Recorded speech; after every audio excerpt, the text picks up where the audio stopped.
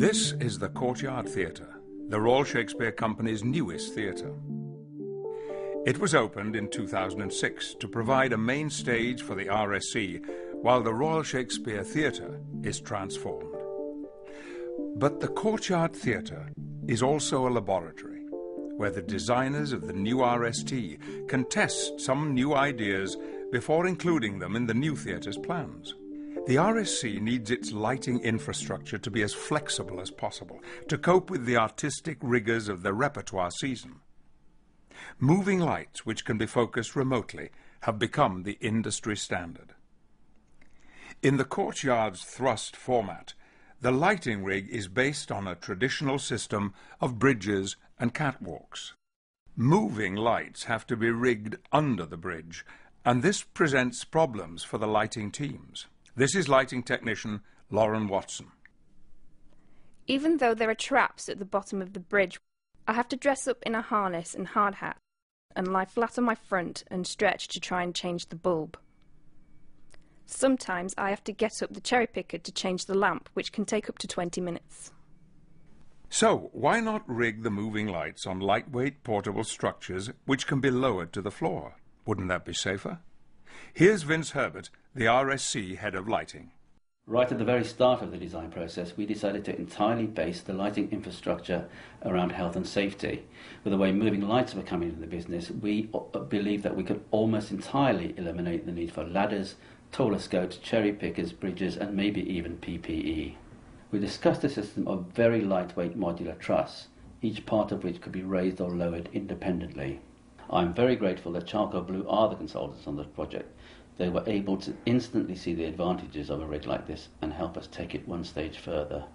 The RSC started work to develop these structures and gave them the working title of lighting clusters. But there was still a problem. When a moving light is panned or tilted, it generates swing. In fact, the structure can swing for up to 10 minutes after the cue sequence is finished, which is why moving lights, until now, could only be hung from solid structures. Here's Vince again. I knew it would swing, but I was very surprised as to how long it was swinging for.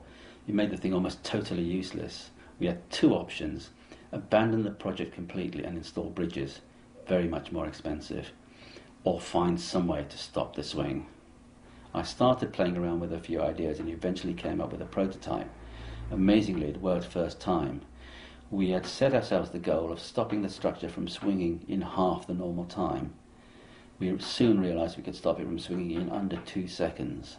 After 3 years of research work, the Lightlock was developed. That was Patrick Stewart in 2008 introducing the RSC Lightlock to the world. Soon after the film was made, the RSC Lightlock went on to win the Gold Plaza Award for Innovation, the only gold award ever. So, what happened next? The RSC invited companies to bid for the license to produce the retail version of the RSC Lightlock. 6 companies from all over the world submitted their tenders. The Total Solutions Group, along with their sister company in the USA, Total Structures, were finally successful. They developed the design of the RSC Lightlock, and it evolved into its current and instantly recognizable shape, turning it from a boxy prototype to a sleekly designed unit with its own integral strength. They turned the RSC Lightlock itself into a rigging solution. The live music industry was the first to see the potential of the RSC Lightlock, as it enabled their lighting designers to fly moving lights on thin, lightweight lines. They found the ability to vary the height of moving lights to be extremely liberating, and they are still exploring new ways of using RSC Lightlock. Performers such as Rush, Bon Jovi and Lady Gaga are now using it in their stage shows. But who was the first person to ever use the RSC Lightlock in a show? Well, that accolade goes to Tim Owen of the RSC's lighting department. We used the Lightlock on a new play called A Tender Thing at Northern Stage in Newcastle.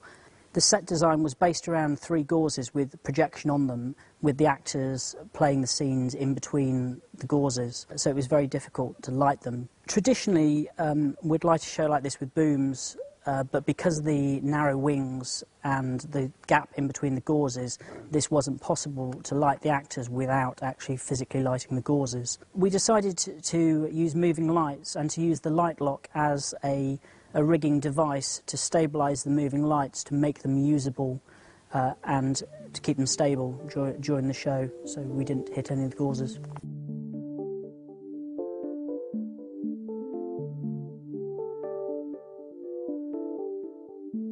After the Plaza Gold Award, the RSC Lightlock won Best Debuting Product Award at LDI 2009 and the Lighting Product of the Year Award from Live Design magazine. And of course, the RSC Lightlock will be integral to the lighting system of the newly designed Royal Shakespeare Theatre. But what's next? The RSC Lightlock was created to eliminate any oscillation of a hanging structure that is generated internally. But what about movement from external forces, such as wind or vibration, that may cause the structure to swing from side to side? Well, that's where the RSC Swaylock comes in. Designed as a bolt-on device to the RSC Lightlock, the RSC Swaylock will be the next generation in the RSC Motion Lock stable.